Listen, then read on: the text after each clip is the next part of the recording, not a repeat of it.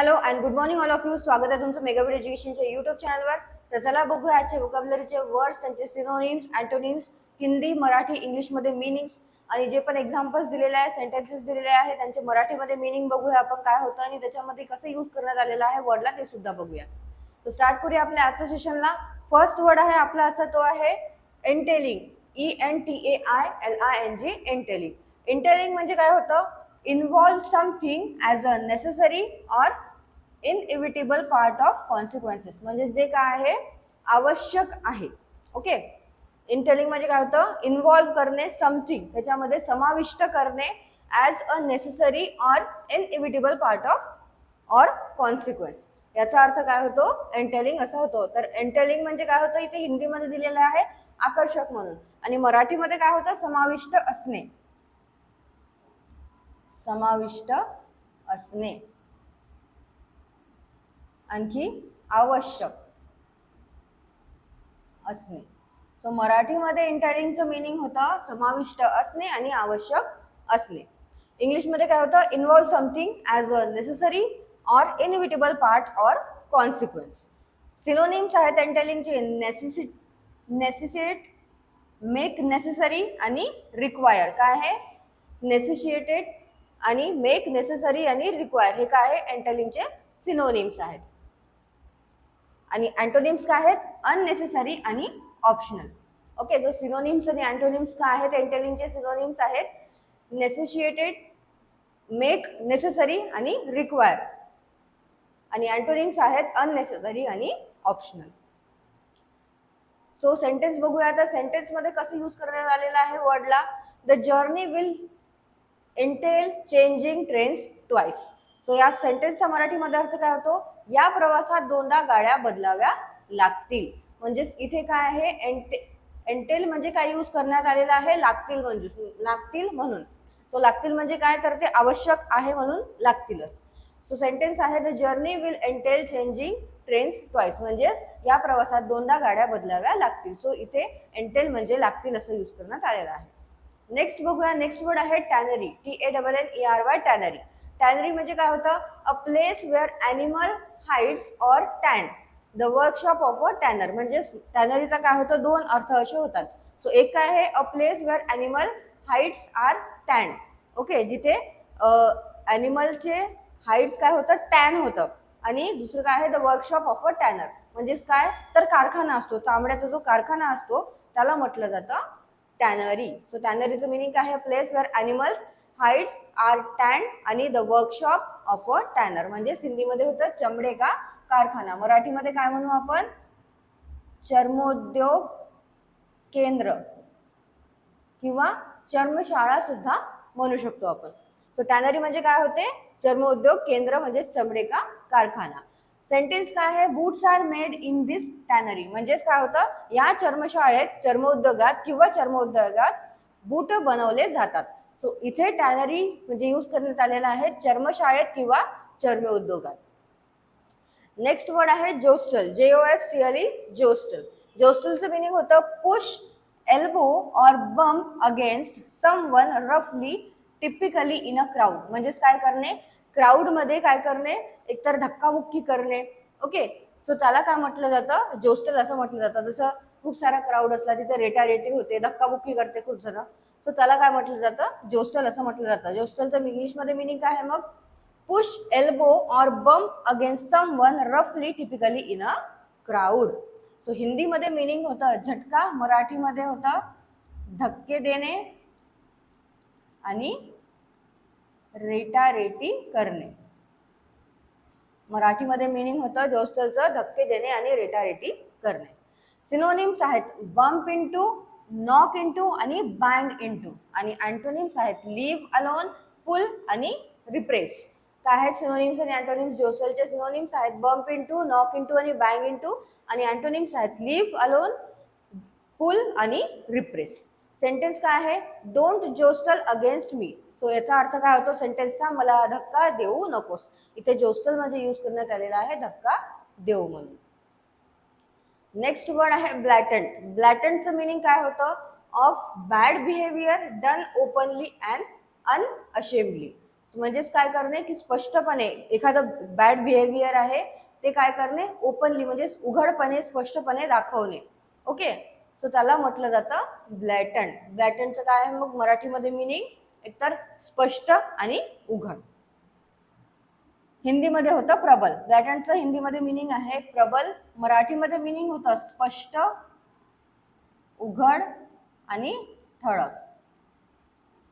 So इंग्लिशमध्ये होतं of bad behaviour done openly and unashamedly, म्हणजेच बॅड बिहेवियर जे की ओपनली उघडपणे करणे किंवा असेंबली करणे त्याला म्हटलं जातं ब्लॅटंट. मराठीमध्ये मिनिंग होतं स्पष्ट, उघड आणि ठळक. सिनोनिम्स आहेत फ्लॅग्रंट, ग्लेअरिंग आणि अनडिस्ग्विस्ड. आणि अँटोनिम्स आहेत कन्सिल्ड, मॉरल आणि डिस्ग्विस्ड. सिनोनिम्स आहेत ब्लॅटंटचे फ्रॅग्रंट, ग्लेअरिंग आणि अनडिस्ग्विस्ड. आणि अँटोनिम्स आहेत कन्सिल्ड, मॉरल आणि डिस्गाइज्ड. सेंटेन्स आहे despite their blatant attraction to each other they try to stay just friends. सेंटेन्सचा मराठीमध्ये अर्थ काय होतो?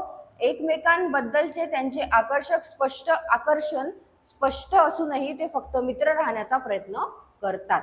इथे ब्लॅटंट म्हणजे यूज करण्यात आलेला आहे स्पष्ट म्हणून, आणि अट्रॅक्शन म्हणजे काय होते? आकर्षण. सेंटेन्स काय आहे? Despite their blatant attraction to each other they try to stay just friends. म्हणजेच एकमेकांबद्दलचे त्यांचे आकर्षण स्पष्ट असूनही ते फक्त मित्र राहण्याचा प्रयत्न करतात. इथे काय ब्लॅटंट म्हणजे स्पष्ट यूज करण्यात आलेला आहे. नेक्स्ट वर्ड आहे डोलोरस. DOLOROUS. डोलोरस. डोलोरसचं मिनिंग होतं feeling or expressing great sorrow or distress. म्हणजेच काय तर फिलिंग असणे किंवा एक्सप्रेस करणे ग्रेट सॉरो. सॉरो म्हणजे काय तर दुःख. ओके, दुःख किंवा शोकाकुल जे असते त्याला एक्सप्रेस करणे त्याला म्हटलं जातं डोलोरस. डोलोरसचं काय आहे मग इंग्लिशमध्ये meaning? Feeling or expressing great sorrow or distress. हिंदीमध्ये मिनिंग होतं डोलोरसचं दर्दनाक. मराठीमध्ये काय होतं? दुःखी, शोकाकुल किंवा वेदनादायी किंवा अत्यंत उदास.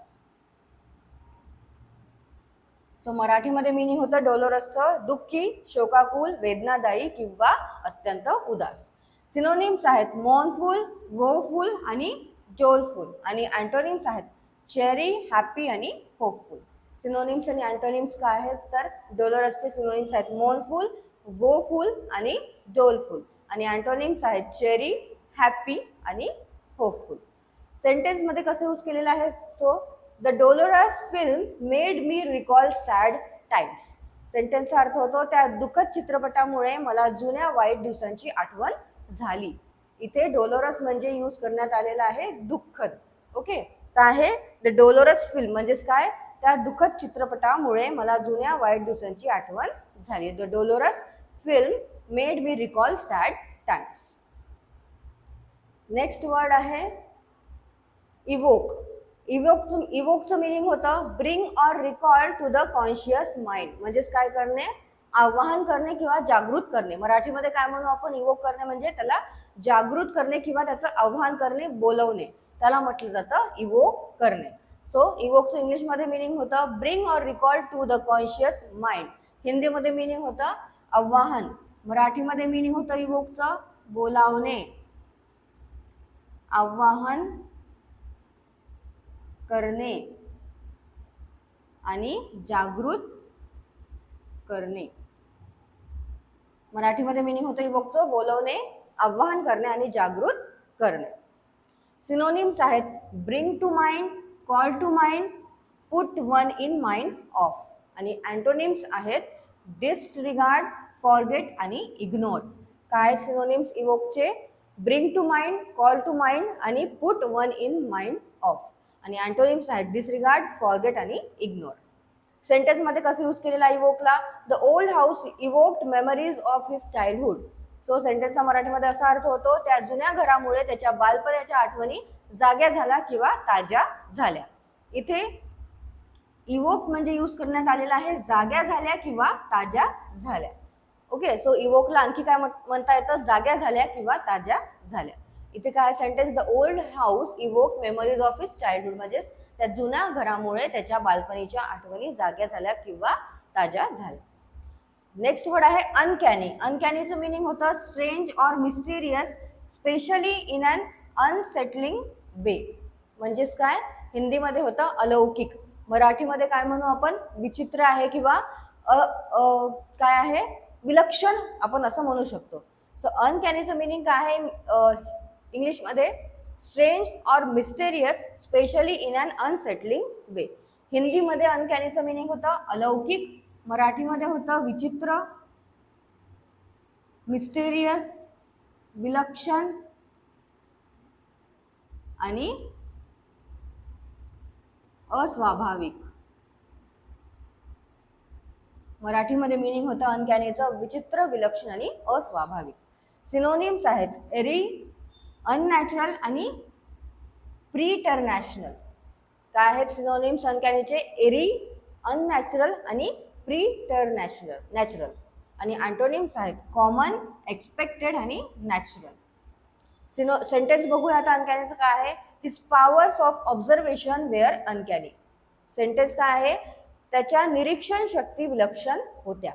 इथे काय करण्यात आलेलं आहे, अनकॅनीला यूज करण्यात आलेला आहे विलक्षण म्हणून.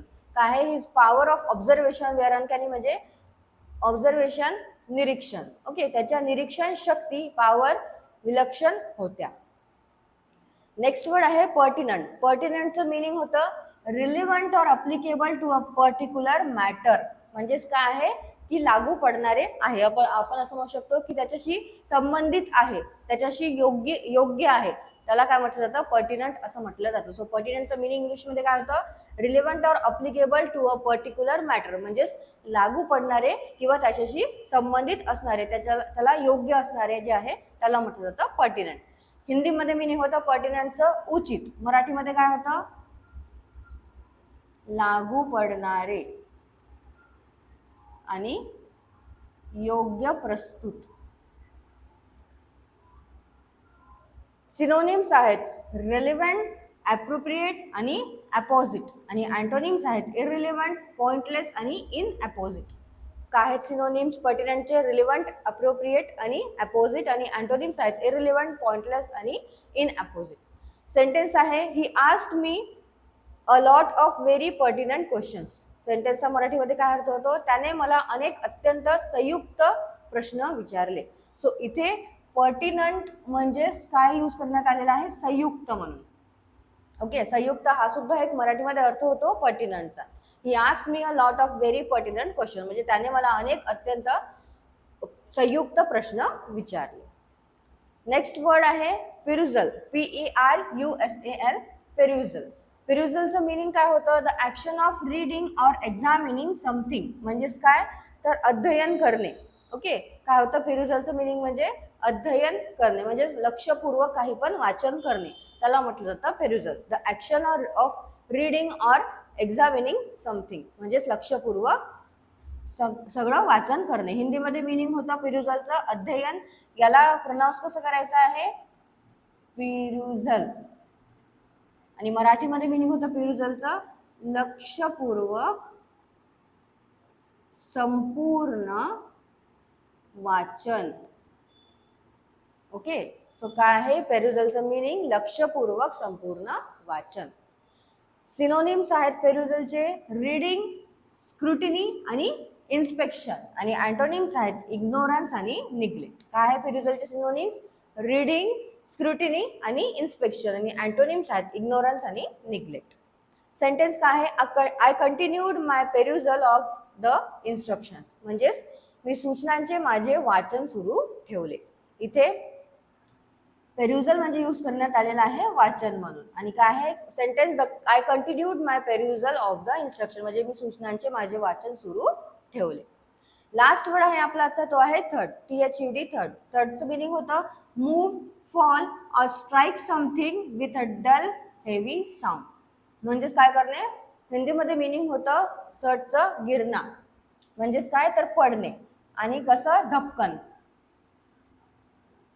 किंवा धडाम असा आवाज करून.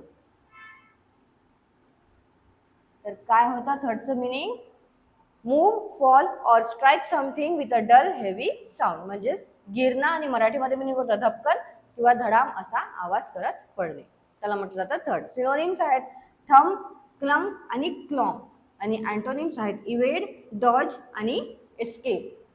सिनोनिम्स काय आहेत थर्डचे? थंब, क्लंग आणि क्लॉग, आणि अँटोनिम्स आहेत इवेड, डॉज आणि एस्केप. सेंटेन्स काय आहे? द बुलेट्स थर्डेड इनटू द डस्टी ग्राउंड.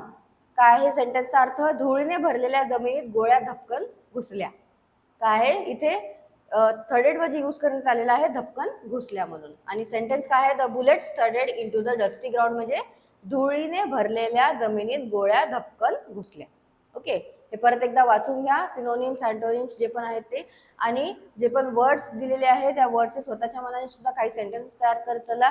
जसे याचे हे तर जे दिलेले सेंटेन्सेस आहेत त्याचे मी तुम्हाला मराठीमध्ये अर्थ सांगतच आहे, आणि त्याच्यामध्ये वर्डला कसं यूज करण्यात आलेलं आहे ते सुद्धा तुम्हाला सांगितलेलं आहे. स्वतःच्या मनाने काही इझी सेंटेन्स तयार करत चला, आणि याची PDF तुम्हाला डिस्क्रिप्शनमध्ये मिळून जाणार, तिथून तुम्ही डाउनलोड करू शकता किंवा नोट डाऊन सुद्धा करू शकता जे पण वर्ड्स आहेत ते. आणि आधीचे जे वर्ड झालेले आहेत ते सुद्धा एकदा रिवाइज करत चला, कारण की न्यू वर्ड्स येत जातात आणि आपण जे जुने वर्ड्स आहेत ते विसरत चालत जातो. ओके, सो तुम्हाला सेशन आवडलं असेल, सेशनला लाईक करा, चॅनलला सबस्क्राईब करा, तुमच्या फ्रेंड्सला शेअर करा. All the best all of you, thank you.